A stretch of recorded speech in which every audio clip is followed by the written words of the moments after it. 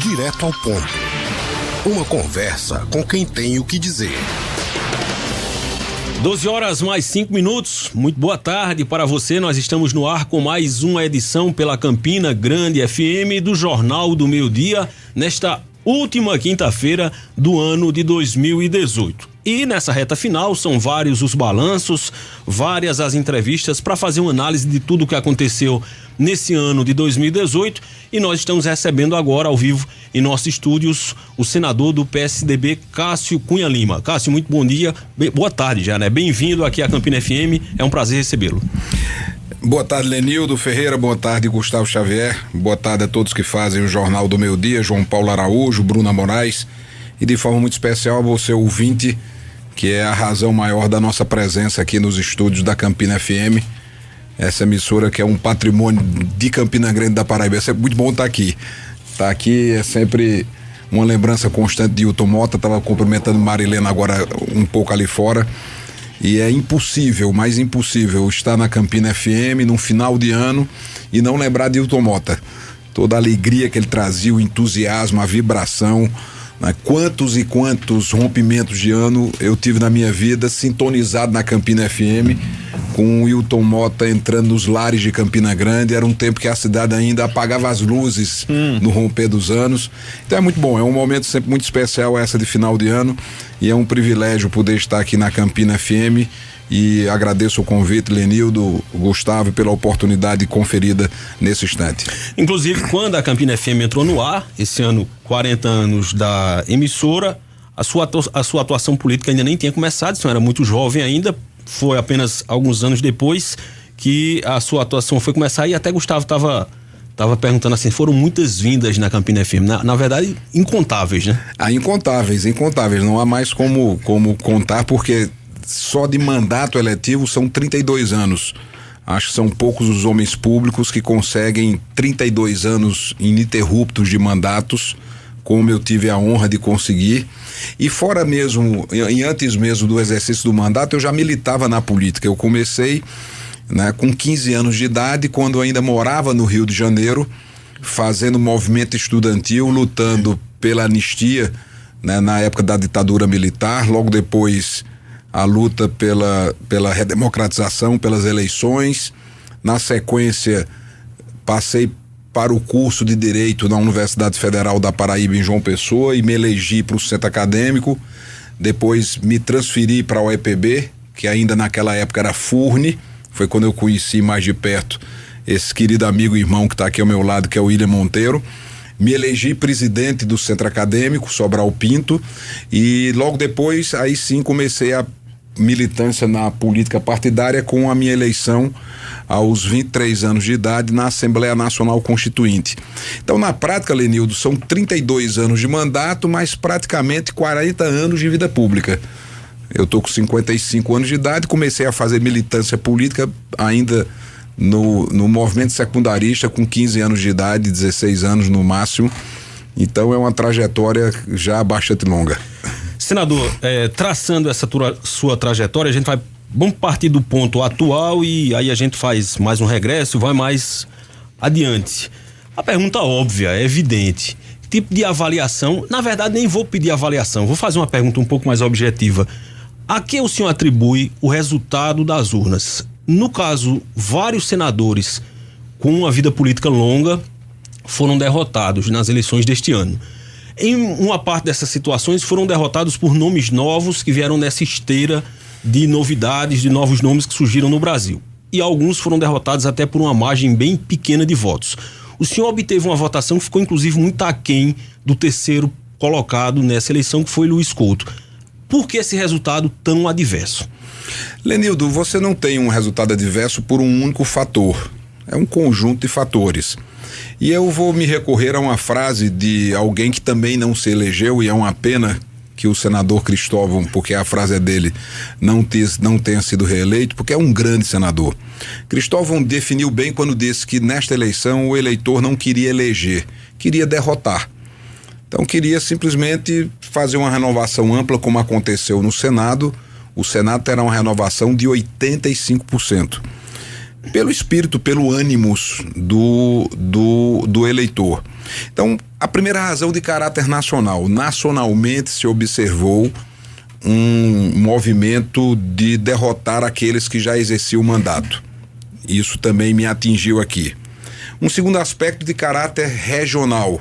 O Nordeste inteiro votou maciçamente no PT e nos aliados do PT.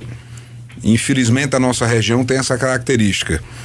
O Nordeste brasileiro se caracteriza no campo político por uma região que é o último sopro de sustentação de ciclos políticos que estão se encerrando. Então, na antiga Arena, que era o partido que sustentava a ditadura militar, o último reduto de viabilidade eleitoral da Arena foi o Nordeste brasileiro. O mesmo aconteceu com o PDS. Isso. E agora, mais recentemente, acontece com o PT, que perdeu as eleições no restante do país inteiro, no Sudeste, no Sul, no Centro-Oeste, e manteve a sua cidadela no Nordeste, que tem essa característica de sustentar os ciclos políticos de poder que se encerram. Então, no campo regional, também, por estar fora do palanque do PT e seus aliados, isso trouxe uma dificuldade. Aliás, no campo do Senado, eu acho que a única senadora que foi eleita no Nordeste fora do campo da aliança do PT foi exatamente Daniela Ribeiro, a minha companheira de chapa. É claro que Daniela tem todos os méritos pela eleição dela, mas obviamente, por ser 2 votos, contribuir também de forma direta para o resultado bem sucedido que ela teve, já que tivemos uma chapa e eram 2 votos. E o terceiro motivo, quer dizer, eu falei de uma razão nacional, que foi um movimento nacional, tratei de uma característica regional, e aí faço uma análise muito peculiar da Paraíba em si. Na Paraíba pesou mais uma vez a força do dinheiro, a força da máquina, do poder econômico, e algumas características que dizem, não, Cássio, inclusive ontem eu fiz uma entrevista numa emissora de rádio da capital, em João Pessoa, e repercutiu muito, dizendo que eu teria perdido por uma declaração minha que eu quero aqui esclarecer, né? Não, perdi porque votei no impeachment. Não, claro que não, porque o veneziano votou no impeachment, ele aprovou foi o mais votado, na Câmara, né? E foi o mais votado. Então, o impeachment deu argumento para que algumas pessoas pudessem não votar comigo, como, por exemplo, o mito que se criou em torno da reforma trabalhista, né, que não tirou direito de ninguém. A reforma trabalhista não tirou direito de nenhum trabalhador. Não passa de um mito, de um embate ideológico de um país que está muito polarizado e que foi usado também como argumento. Então, aqui, o fato é que durante toda a campanha liderei todas as pesquisas não estavam, saudando aqui a chegada do meu querido amigo Gilberto Fora. Então, até a quarta-feira da semana da eleição, todas as pesquisas, todas sem exceção, me apontavam liderando as intenções de voto. Isso aconteceu com vários outros senadores Brasil afora que também perderam. Magno Malta, Ricardo Ferraço, Roberto Requião, que tinham intenções de voto muito altas. Só que no caso da eleição de Senado, você vota em 2 senadores. Ou um senador e uma senadora, como foi no meu caso específico com minha companheira de chapa Daniela Ribeiro. E aí o que acontecia? As pesquisas estavam captando basicamente o primeiro voto, a primeira escolha do eleitor, mas o eleitor faria uma segunda escolha, e essa segunda escolha ficou em aberto durante todo o período eleitoral. Quando chegou na quinta-feira, sexta-feira, se aproximando do domingo da eleição, algumas pessoas passaram a fazer suas escolhas. E aí o meu primeiro voto era um primeiro voto mais forte, mas o meu segundo voto era um segundo voto mais frágil. Só que você vota em 2. Então quem pôde votar comigo votou maciçamente em Daniela. E aí Daniela conseguiu ter o primeiro voto dela também, naturalmente, e conseguiu penetrar no segundo voto de Luiz Couto, de Veneziano e principalmente de Roberto Paulino.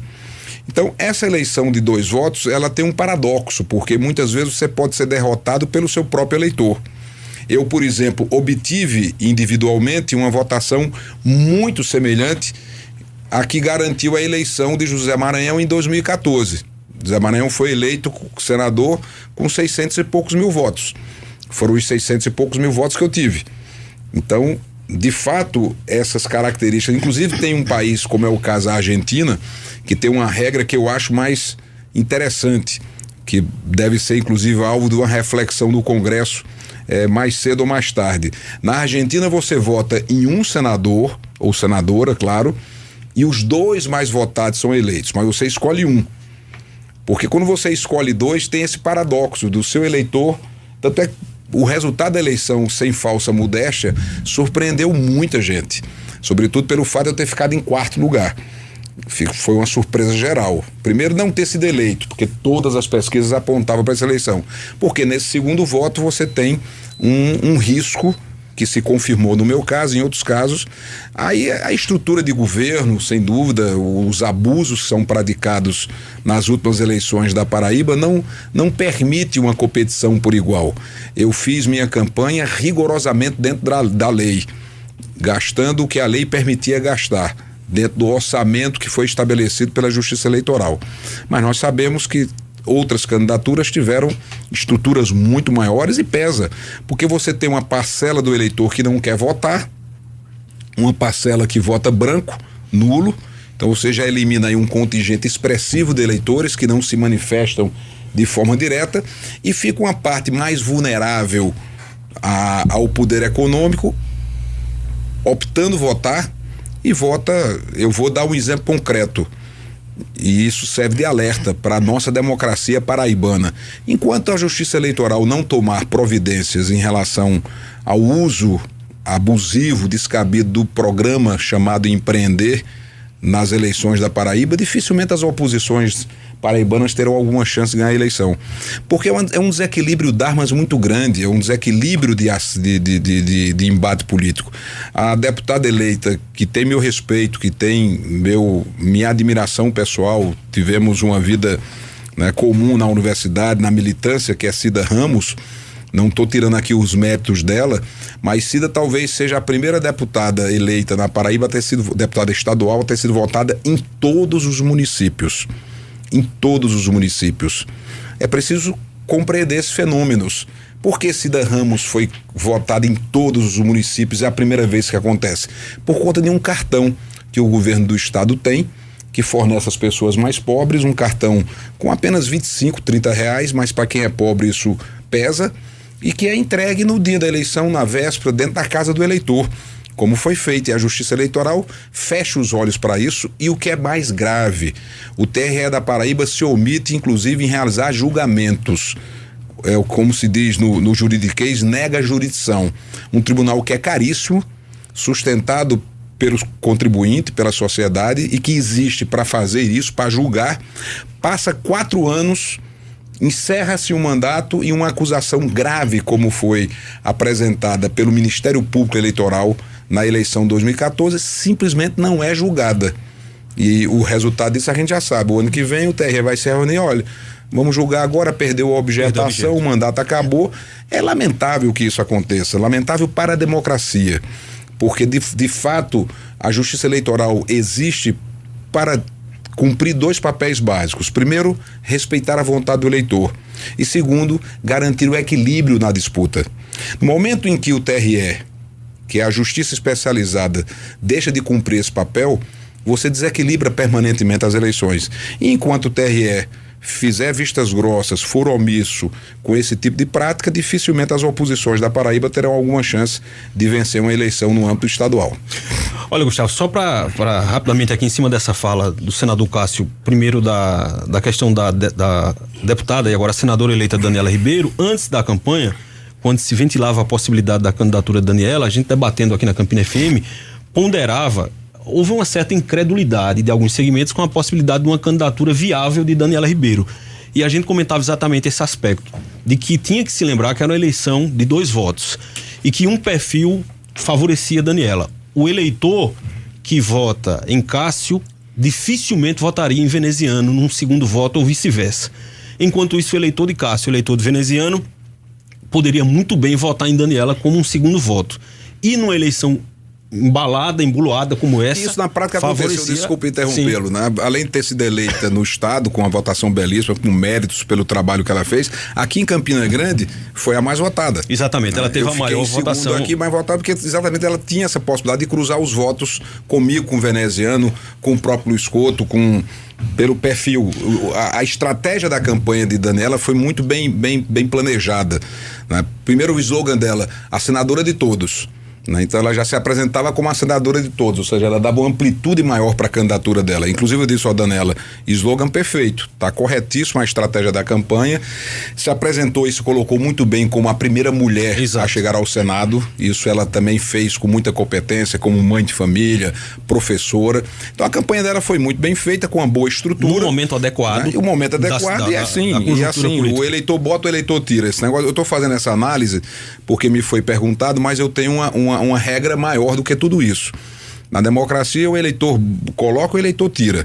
Então, durante 32 anos venci as eleições, agora o povo decidiu que não era momento de continuar o meu trabalho no Senado Federal, um trabalho que fiz com muita honra, com muita dignidade, com muita altivez, sem falsa modéstia. Eu posso dizer que fiz um bom mandato, fui um senador que representou bem a Paraíba, a minha voz, quando se manifestava, era ouvida no Brasil, né? Era uma voz da Paraíba que era ouvida no Brasil, mas o eleitor tem suas razões, tem seus motivos e tem suas circunstâncias. O eleitor bota, o eleitor tira.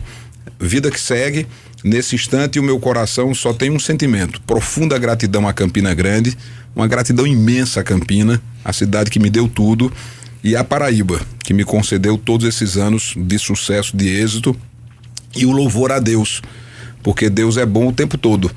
Deus não é bom apenas no momento em que você vence uma eleição. Deus é bom também no momento em que você não tem sucesso eleitoral, porque permite que você possa começar uma nova etapa de vida, que é o que eu vou estar fazendo, tratando da minha vida privada e cuidando de um momento muito especial da minha vida. Estou com um filho de 1 ano, Vinícius, né? Com o Diogo, Marcelo e Pedro, eu já estava envolvido na política, não pude, por exemplo, fazer o que eu fiz ontem com o Vinícius, levá-lo para cortar o cabelo pela primeira vez.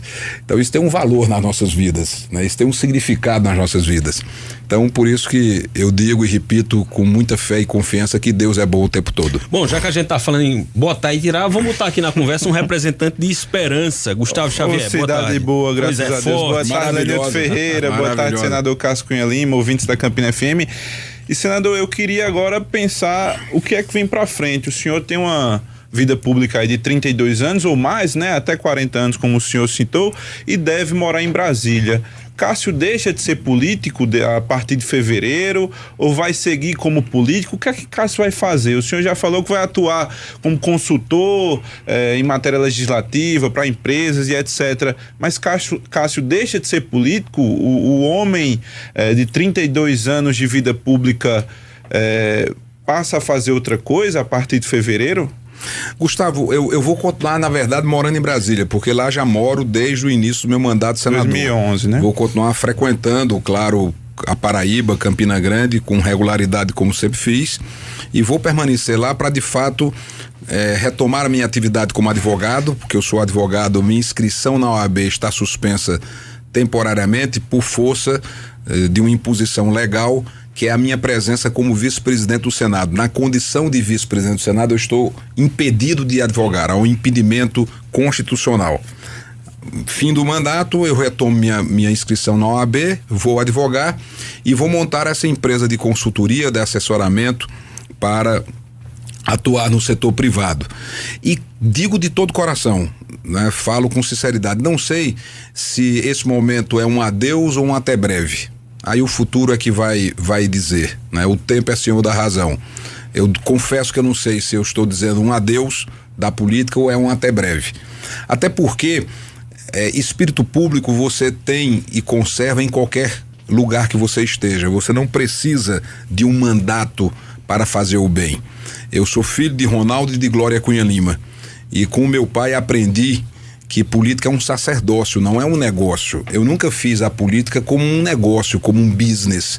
Eu não enriqueci em política, eu não formei patrimônio, vivo hoje, graças a Deus, de forma digna e confortável, sim, porque sempre tive bons salários, mas não saio da política rico porque roubei, porque fiz fortuna, acumulei riqueza e patrimônio, não.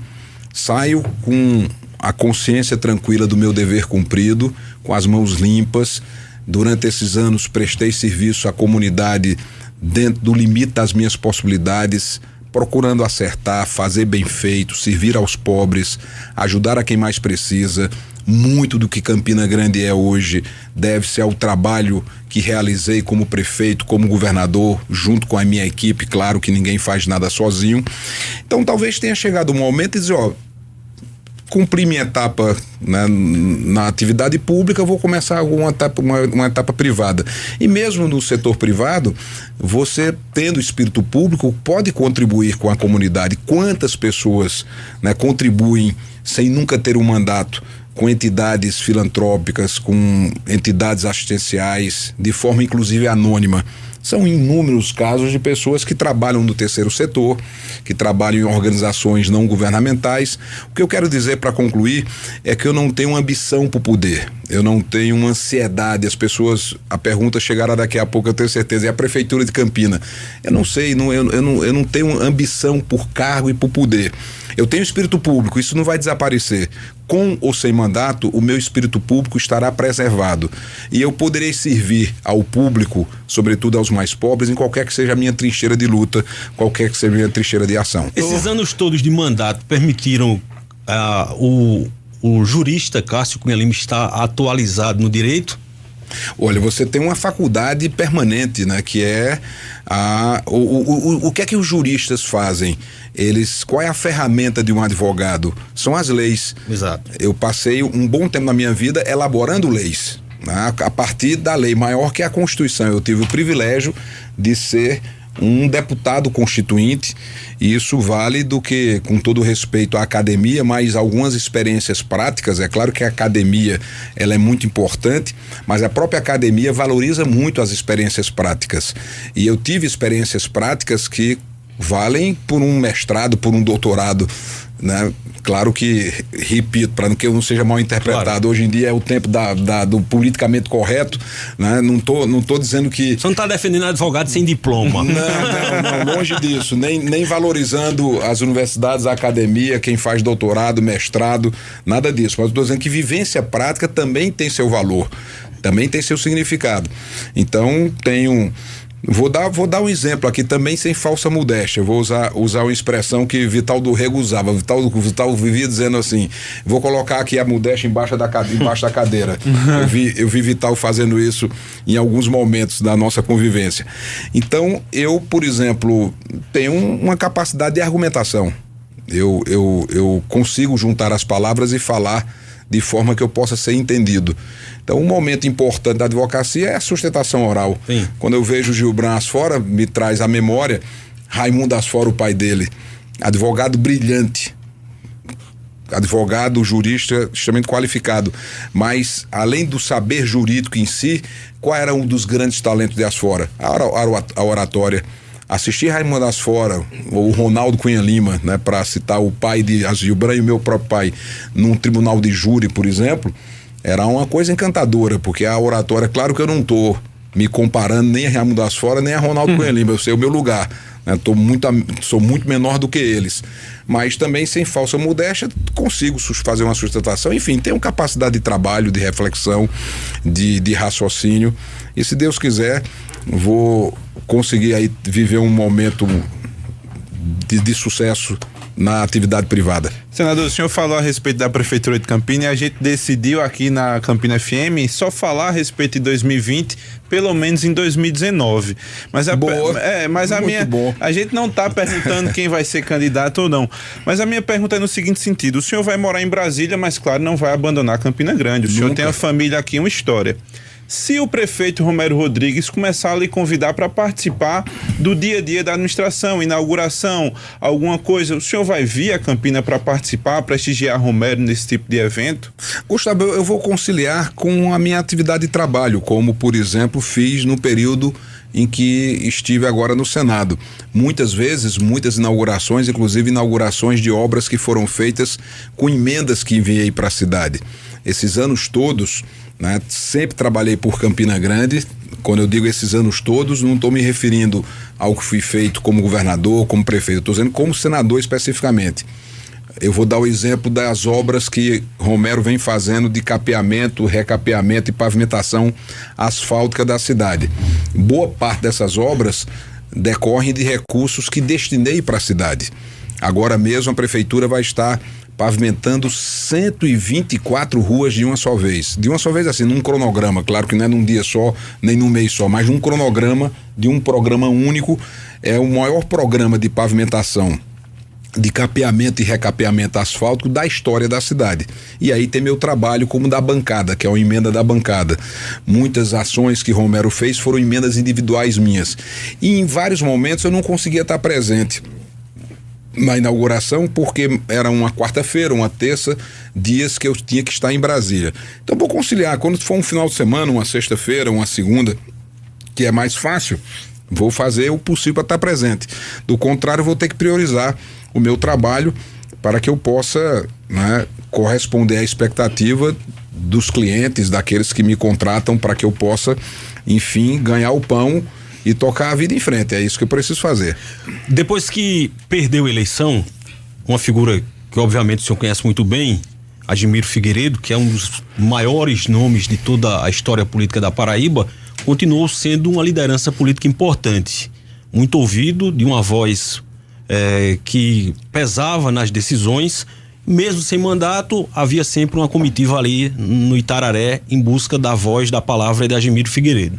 Quando o senhor decide que vai ficar em Brasília, que vai advogar, do ponto de vista da liderança política, que tipo de perspectiva o senhor tem? O senhor vai continuar sendo, por exemplo, alguém que está ali para dar sua opinião, para discutir, por exemplo, a sucessão municipal aqui em Campina Grande, ou essa distância e o fato de estar em Brasília também significa, de certa forma, abrir mão desse papel de líder político? Lenildo, experiência, vida experimentada, vivida mesmo, você não joga fora. Então, é claro que eu vou estar sempre atento ao que estará acontecendo em Campina Grande, na Paraíba e no Brasil. Para você fazer política, você não necessariamente precisa ter mandato. As pessoas às vezes confundem o exercício da política, a política com P maiúsculo, com o exercício de um mandato eletivo. Eu vou dar um exemplo, né, além do que você trouxe de Adjimiro, que é muito representativo, mas agora, recentemente, né, na vida contemporânea do Brasil, no meu partido, o presidente Fernando Henrique Cardoso, ele não tem mandato já há algum tempo, mas não deixou de fazer política por isso. É uma voz ouvida, respeitada, não apenas no partido, mas no Brasil. Um outro exemplo, enfim, eu podia ficar dando exemplo, baixa, eu acho que Fernando Henrique. Então, pela minha natureza, eu posso até estar dizendo o seguinte: olha, é um adeus de mandato eletivo, jamais será da política, até porque a política está na nossa vida permanentemente, mesmo que não queiramos, mesmo que sequer percebamos, mas ela vai estar presente. Então, depois de ter feito toda essa trajetória de vida, negar a política seria negar a mim mesmo. O que eu posso dizer é o seguinte: olha, nem tão cedo eu vou disputar a eleição, mas isso não significa dizer que deixarei de fazer política, que deixarei de ter espírito público. O espírito público se faz presente em quem nunca exerceu o mandato. Nós falamos aqui na abertura, numa homenagem à memória de Hilton Mota, e Hilton Mota, pelo que me consta, nunca exerceu o mandato, mas sempre teve espírito público. Sempre teve espírito público. Vou dar um outro exemplo de um outro grande amigo de Hilton Mota, que disputou a eleição para prefeito, inclusive disputou comigo em 88, que nunca teve mandato, mas sempre teve um extremo e elevadíssimo espírito público. Edivaldo Ó. Edivaldo Ó, inclusive, se fosse em 88 um concurso público, Claro que o escolhido seria Edivaldo O e não Cássio Cunha Lima, mas eleições têm outros componentes, né? Edivaldo O nunca exerceu um mandato eletivo, apesar de ter disputado uma eleição na vida, foi a única eleição que ele disputou para a Prefeitura de Campina, mas tinha um elevadíssimo espírito público e uma folha de serviços prestados muito maior do que somando muitos políticos de Campina Grande da Paraíba. Se pegar o que Edivaldo O fez por Campina Grande, com a Sanesa, até Lingra. A Sanesa, para quem não lembra, a Sanesa é hoje o que é a Cagepa, né? A Cagepa teve sua origem em Campina Grande com a Sanesa. A Telingra era o que veio a se transformar a Telpa, que já não existe mais, mas era a empresa de telefone. A Furne, que é hoje a UEPB. Bolsa de Mercadorias, né? Coab, para citar apenas alguns exemplos, isso sem nunca ter exercido um mandato eletivo. Veja como as coisas da política são. Se juntar os políticos de Campina Grande da Paraíba, juntar um bocado deles, não vai dar um terço do que Edivaldo O fez por essa cidade, por essa terra, sem nunca ter exercido um mandato. Então é essa perspectiva que eu tenho. Repito, eu não tenho ambição por poder, eu não tenho fixação por cargos. Eu não vou perder aquilo que eu sempre tive, que é meu espírito público. Quem sabe de longe eu vou continuar talvez ajudando a APAI muito mais do que pude ajudar até hoje. Eu estou dando o exemplo da APAI porque foi o meu ocorreu, né? Mas São Vicente de Paulo, que sempre ajudei, essas entidades todas, lá do Garoto, Casa do Menino, né? Doutor João Moura, que eu sempre ajudei dos meus mandatos de prefeito. É inimaginável pensar que a partir do ano que vem essas entidades, por exemplo, que eu sempre contribuí, sempre ajudei, vão deixar de ter meu apoio. Não. Qualquer que seja a minha trincheira de luta, e quem sabe a vida poderá me proporcionar caminhos que poderá ajudar ainda muito mais entidades filantrópicas como a FAP. Sempre ajudei o Hospital da FAP.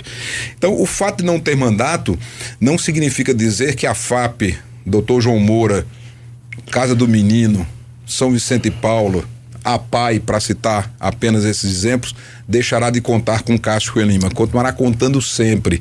A cidade de Campina Grande vai continuar contando comigo sempre.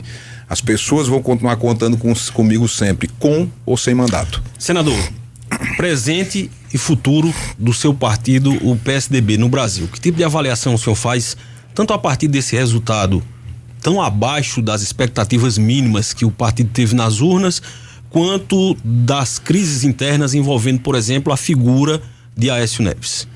Vamos lá, eu acho que o resultado do PSDB não é um resultado espetacular, mas também não pode ser considerado um resultado ruim, porque o partido que ganha o governo de São Paulo já ganhou um pedaço importante da política brasileira. Então o PSDB novamente ganhou em São Paulo, temos um ciclo de sucesso em São Paulo que já ultrapassa, eu acho que vai para 30 anos. É um ciclo de poder realmente muito longevo, muito extenso e com muito sucesso em São Paulo, com a vitória agora de João Dória. E caberá ao governador João Dória comandar o partido. Essa discussão, Cássio vai para a presidência do PSDB, eu já disse que fico honrado, naturalmente feliz com a lembrança do meu nome para a presidência nacional do PSDB, mas já descartei essa possibilidade. E já conversei com o João Dória sobre isso, já conversei com o senador Tasso, com o senador Anastasia, com o senador José Serra. Vou de fato cuidar dessa minha etapa de vida agora no campo privado e dar um tempo em relação a essa participação mais ativa da política partidária. Eu já distingui o que é uma coisa da outra, acho que de forma clara há poucos instantes. Quanto a Aécio provocou um dano muito grande ao partido, fez um estrago enorme. E o partido terá que tomar uma providência. Já tem um pedido, inclusive, de expulsão no Conselho de Ética. Eu não sou membro do Conselho de Ética e vou me distanciar um pouco disso, mas é inegável o dano que Aécio provocou ao partido e o partido pagou um preço muito alto pelos equívocos que foram praticados. É claro que ele tem direito a um julgamento isento, tem direito à defesa, tem direito a se explicar, mas o que trouxe dificuldade maior para Aécio em relação a todos os outros escândalos do Brasil é que no caso dele tem a voz dele, ele foi gravado. Aí não importa se a gravação foi provocada, se isso é uma questão que vai ser discutida no âmbito da justiça. Mas vamos dizer que foi uma armadilha. Se for uma armadilha, ele caiu. mesmo que tenha sido uma armadilha, ele caiu com a linguajar impróprio, com a fala inadequada, com uma postura reprovável, e isso chocou a todos, porque ele terminou sendo depositário, né, da confiança de milhões de brasileiros em 2014, e de repente o Brasil descobre uma pessoa que não conhecia, com um linguajar completamente inadequado, com uma postura reprovável. Isso gera frustração, gera decepção, sobretudo num partido que sempre se apresentou como um partido diferenciado no campo ético, né? É claro que os problemas do PSDB não se comparam aos problemas do PT, porque o PT de fato fez uma organização criminosa ali, tinha uma estrutura de corrupção montada para assaltar o Estado brasileiro. O PSDB tem seus problemas, mas são problemas localizados em alguns indivíduos do partido. Não é uma ação orquestrada dentro do partido, como foi no Partido dos Trabalhadores. Tanto é que no Partido dos Trabalhadores você tem praticamente todos os ex-tesoureiros do partido presos.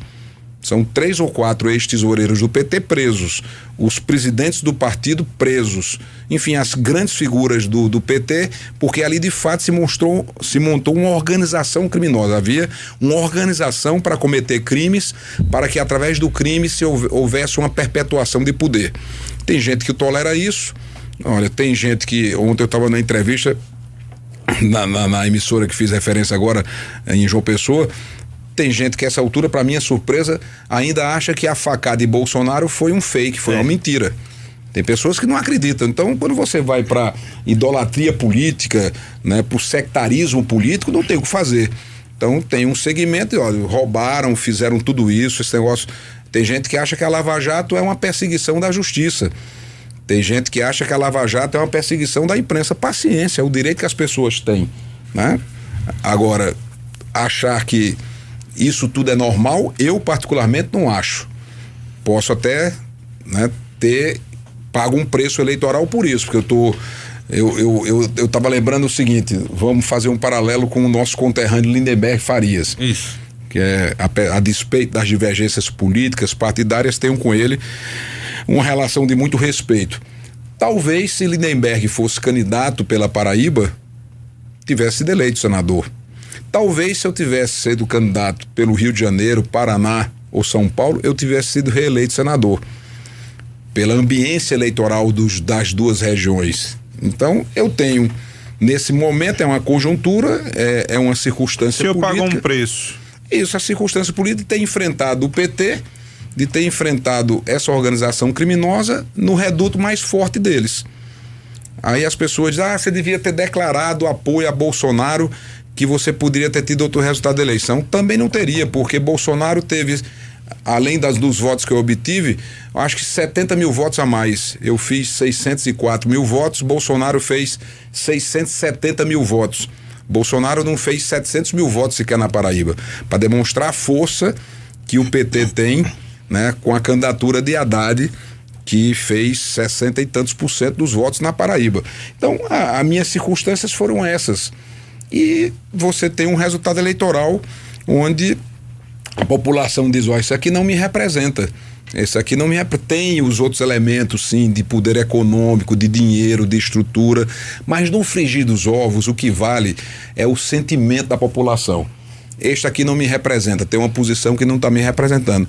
É assim que funciona a democracia. O povo bota, o povo tira. E tem que respeitar isso. Senador, os temas que a gente teria para abordar, na verdade, seriam muitos. A gente não molhou nem os pés, quanto mais mergulhar em qualquer tipo de tema de uma maneira mais profunda. Infelizmente, o nosso horário não permite. A gente precisava de um debate de integração no sábado aqui, 2 horas. Vamos fazer. Se o senador se disponibilizar qualquer dia aí na agenda, independente do período, a gente faz um debate de integração. Vamos fazer, se vocês receberem quem não tem mandato. Pois é. Se o senhor vier de Brasília pra cá, e aí a gente pode fazer esse agendamento. A gente podia fazer um debate de integração, estar aqui com vocês, até pra gente poder historiar, aprofundar e provocar em algumas discussões que a gente não tem como fazer agora. Perfeito.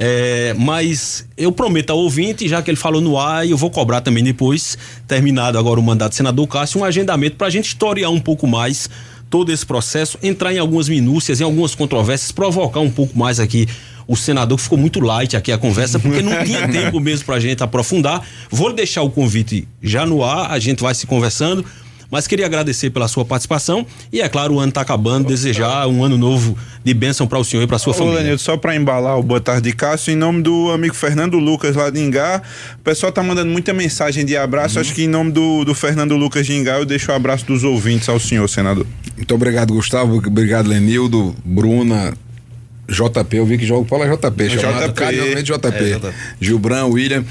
Me permitam um agradecimento final, né, à Campina FM, Marilena, todos que fazem a emissora, pela acolhida de uma vida inteira. Desejar nesse instante de encerramento do programa melhores votos de 2019 com saúde, com paz, com força, coragem, vigor, perseverança. Eu costumo dizer que todo mundo tem problema, né? Em maior ou menor proporção, todo mundo tem problema, tem obstáculos. O que diferencia as pessoas é a capacidade de cada um de enfrentar esses problemas. Às vezes muitas pessoas pegam um problema bem pequenininho e transformam um problema gigante, e aí a vida fica ruim. Outras pessoas têm um problema gigantesco e conseguem ter uma capacidade enorme de enfrentar. Então o que eu desejo a você que está me ouvindo é que saiba enfrentar os seus desafios, saiba enfrentar os seus problemas, vá em busca dos seus sonhos, para que nós possamos, com fé em Deus, construir um tempo melhor. Eu estou muito esperançoso com o que está por vir, apesar dessas dificuldades inteiras do Brasil, mas que esse país possa de fato acontecer como uma nação que progrida, que tem empregos, que tenha desenvolvimento, que tenha oportunidades iguais para as crianças. Esse é o grande desafio do Brasil, né? O que falta a esse país é uma oportunidade para que Vinícius, meu filho de 1 ano, tenha a mesma chance de um xará seu, Vinícius, que nasceu no Pedregal, né? De Pedro, que nasceu em Zé Pinheiro, ou de Marcos, ou de Sofia, ou de Maria, que nasceu em Monte Castelo. O que falta no Brasil é isso: oportunidades iguais para as nossas crianças, para que elas possam, a partir de uma educação igual para todos, cada um construir seu futuro, cada um construir seu destino. Mas essa desigualdade do berço é o berço da desigualdade do Brasil. Então que a gente possa construir uma nação onde de fato, e aqui nós temos um exemplo muito bonito disso, se me permite mais 30 segundos, é o programa de creches. O programa de creches da Prefeitura de Campina, que foi iniciado pelo meu pai, e aqui vai minha homenagem à Dona Glória, ao grupo de voluntárias, tem feito uma diferença enorme na trajetória dessa cidade. As pessoas talvez não enxerguem isso, não percebem nitidamente isso, mas basta dizer que a Prefeitura de Campina Grande é uma das que supera a meta do IDEB. O governo do estado já não supera, já não atinge meta de IDEB. A Prefeitura de Campina consegue superar, porque existe uma base. Enfim, que todos tenham um 2019 com muita paz, saúde, felicidades, realizações, e minha palavra derradeira é de gratidão. Meu coração nesse instante está cheio de gratidão. Gratidão a Campina Grande, ao seu povo, à nossa querida gente de Campina, à Paraíba inteira, por todas as oportunidades que me foram dadas ao longo desses 32 anos de mandato. Um agradecimento a vocês da imprensa, agradecimento a todos de forma indistinta e, sobretudo, o maior e mais importante agradecimento a Deus, que é bom o tempo todo, que nos conduz para o melhor caminho sempre. Então, todas as vezes que venci as eleições, Deus me conduziu para o melhor caminho. Não foi diferente agora. Deus está me conduzindo para o melhor caminho e tenho certeza que com fé, confiança, disposição, seriedade e ética, vou continuar mantendo e preservando meu espírito público, porque para servir uma cidade, para servir um povo ou uma gente, você não precisa obrigatoriamente ter mandato. Você muitas vezes, sem mandato eletivo, faz muito mais do que quem tem mandato. Então Campina pode ter certeza que contará comigo sempre, até o meu último respiro, até o meu último suspiro. Essa cidade habita meu coração, domina minha alma, é a razão do meu viver como existência humana. Aqui é meu ponto de partida, meu ponto de chegada, e é essa cidade que eu devoto o meu melhor agradecimento por tudo que me foi dado, por tudo que me foi conferido ao longo desses 32 anos, quando tive o privilégio de me proclamar como prefeito de Campina, deputado de Campina, governador por Campina, também pela Paraíba, claro, mas essa cidade que me acolheu como uma verdadeira mãe. Não tenho outros sentimentos, não um coração inundado de gratidão e reconhecimento e de amor pleno. Muito obrigado, feliz ano novo para todos. Conversamos, portanto, com o senador Cássio Cunha Lima. Em 2019 ele volta, a gente faz 2 horas de debate e integração e dá para aprofundar melhor. Às 6 da manhã do sábado. Jornal do Meio-Dia.